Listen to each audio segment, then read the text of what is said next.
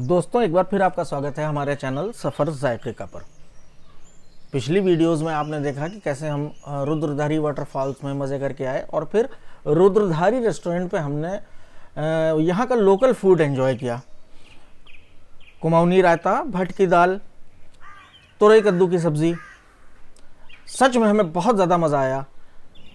और फिर उसके बाद हम यहाँ से गए सीधे कौसानी टी एस्टेट, जहाँ पर हमने चाय के बागान का नज़ारा किया और ताज़ी पत्ती चाय का मज़ा उठाया। तो अब हम चलते हैं अपने आगे के सफ़र पर।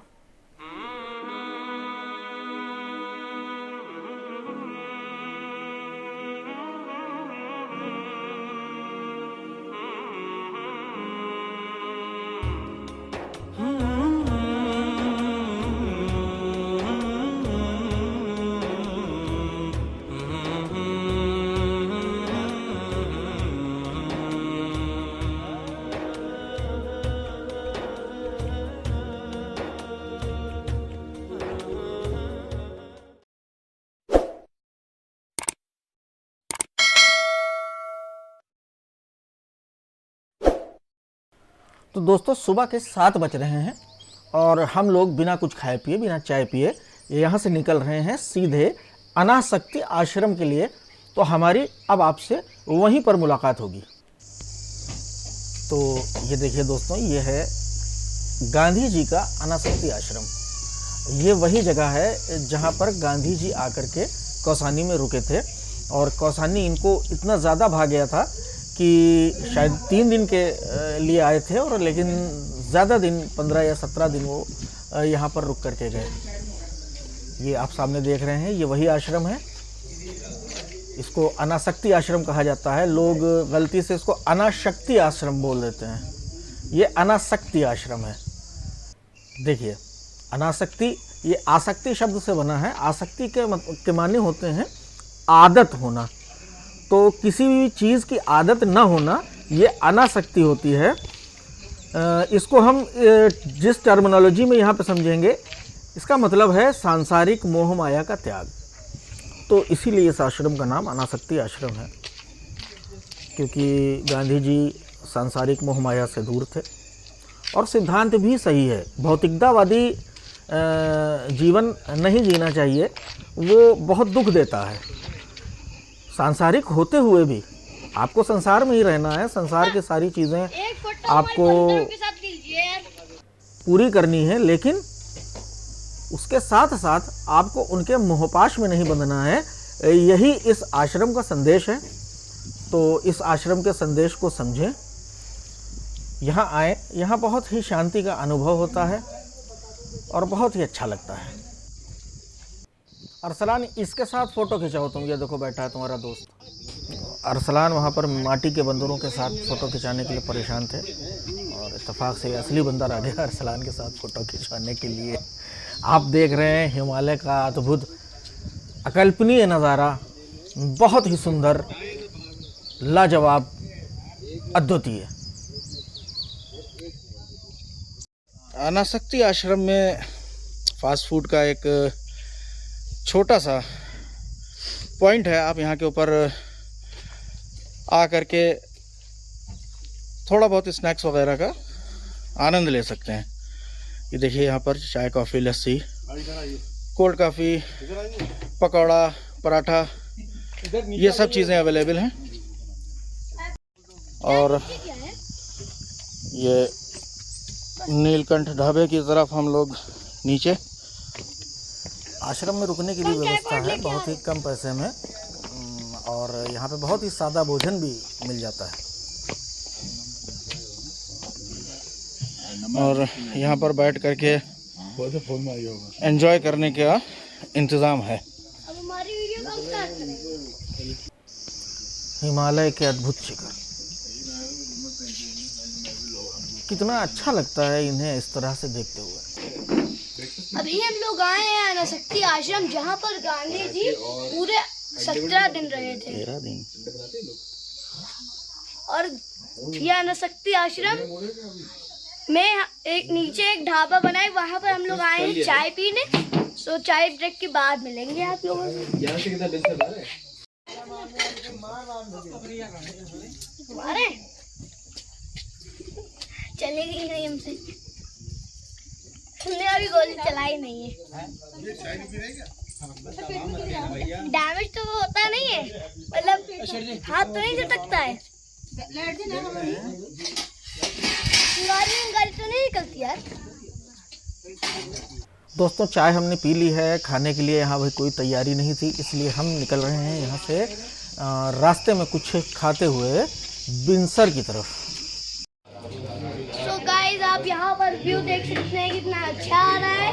और अभी हम लोग होटल में बैठ के आराम से खाने वाले हैं पराठा या फिर यिप्पी।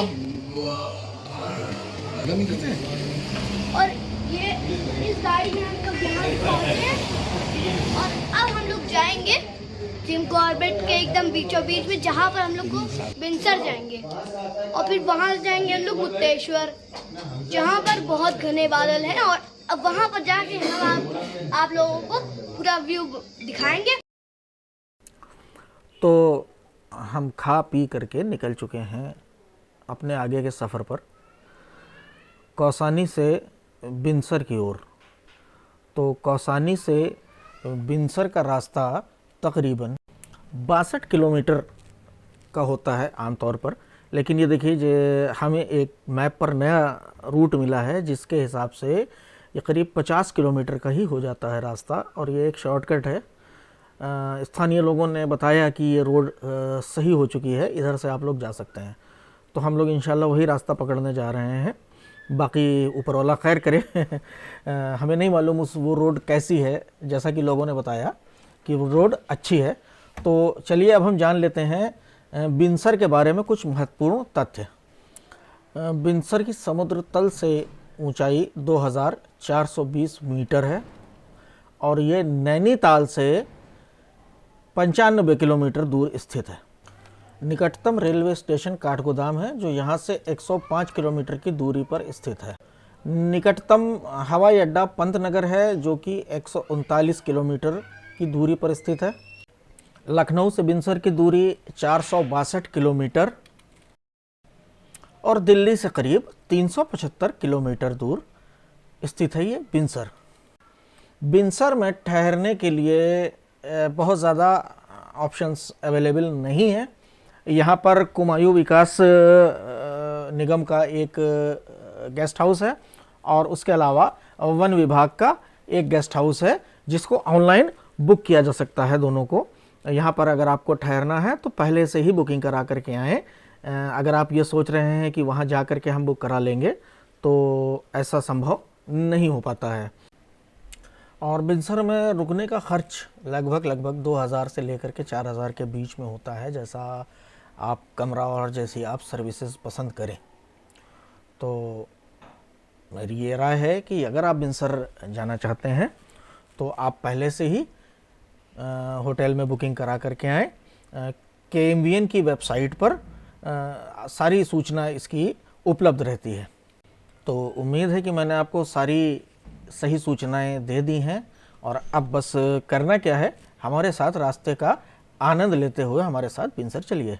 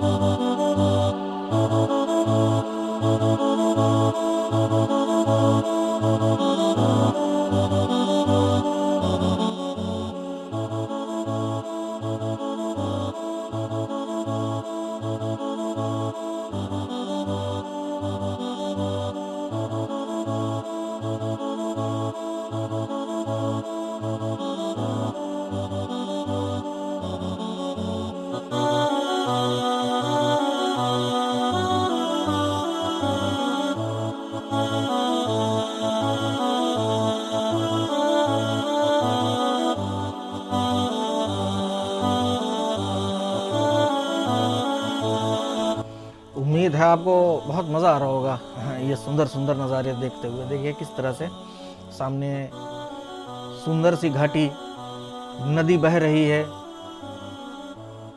दूर ऊंचे ऊंचे पहाड़ दिख रहे हैं। आते में तो मैं ये सब कुछ एंजॉय नहीं कर पाया था क्योंकि मैं गाड़ी चला रहा था, लेकिन फाइनली मैंने गाड़ी छोड़ दी है और मैं इस वक्त बैठा हुआ हूँ पैसेंजर सीट पर और इन लाजवाब नज़ारों का आनंद ले रहा हूँ। आप भी लीजिए हमारे साथ इन नज़ारों का आनंद।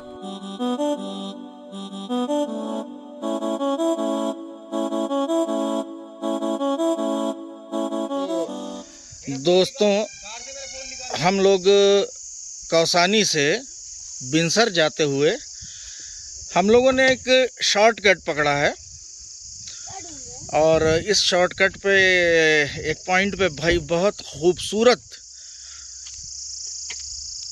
सीन आया है। देख सकते हैं आप लोग इस खूबसूरती को। हम भी इसको बहुत अच्छे से एंजॉय कर रहे हैं। इस तरफ नीचे घाटी है और उधर पीछे पहाड़। बिनसर जाते हुए कौसानी से ये हमें फिर से थोड़ा सा हिमालय का दर्शन हुआ है और देखिए यहाँ से कितनी खूबसूरत लग रहा होगा आँखों से। इस बात का आप अंदाज़ा लगाइए इस नज़ारे को देखकर। ये इस तरफ खाई,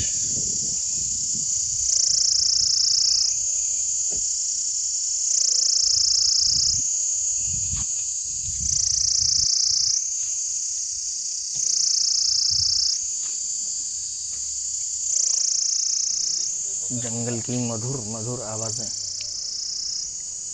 शांति, बहुत अच्छा सुकून भरा यहाँ माहौल है। हमें सच में बहुत आनंद आ रहा है।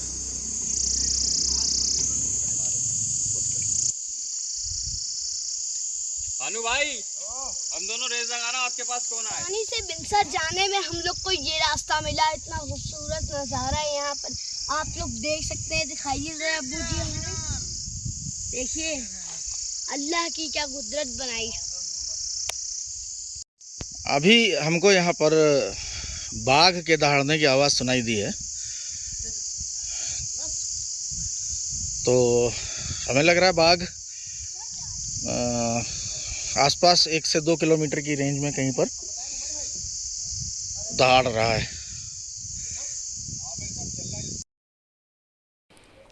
तो दोस्तों, पैसेंजर सीट पर बैठ करके और खिड़की के बाहर ये अद्भुत नज़ारे करने में जो आनंद आता है वो गाड़ी चलाने में तो नहीं है भाई, ये मुझे अंदाज़ा मिल गया।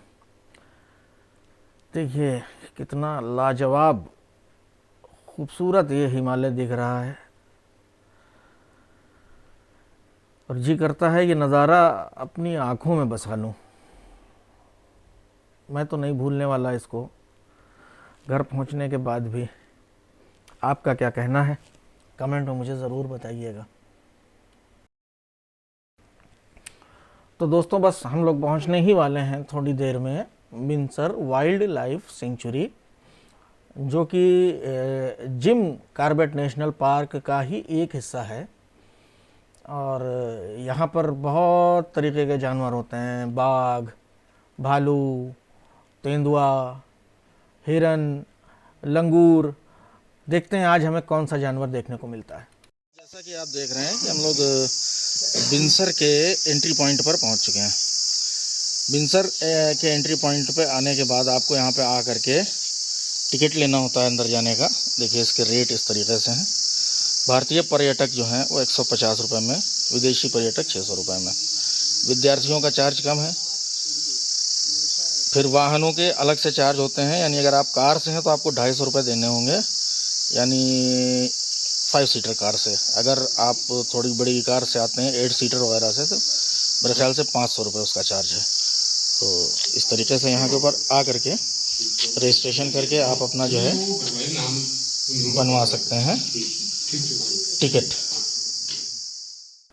तो दोस्तों, उम्मीद है कि आपको हमारा अब तक का सफ़र बहुत पसंद आया होगा, और अगर पसंद आया है तो इसको लाइक करिए और शेयर कर दीजिए। और अगर आप अब तक आपने सब्सक्राइब नहीं किया है तो सब्सक्राइब ज़रूर कर दीजिए। यहाँ से दिख रहा है हिमालय का एकदम perfect view.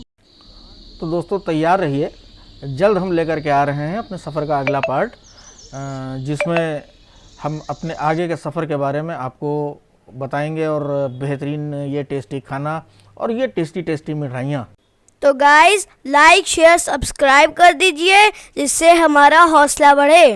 Please please please please please.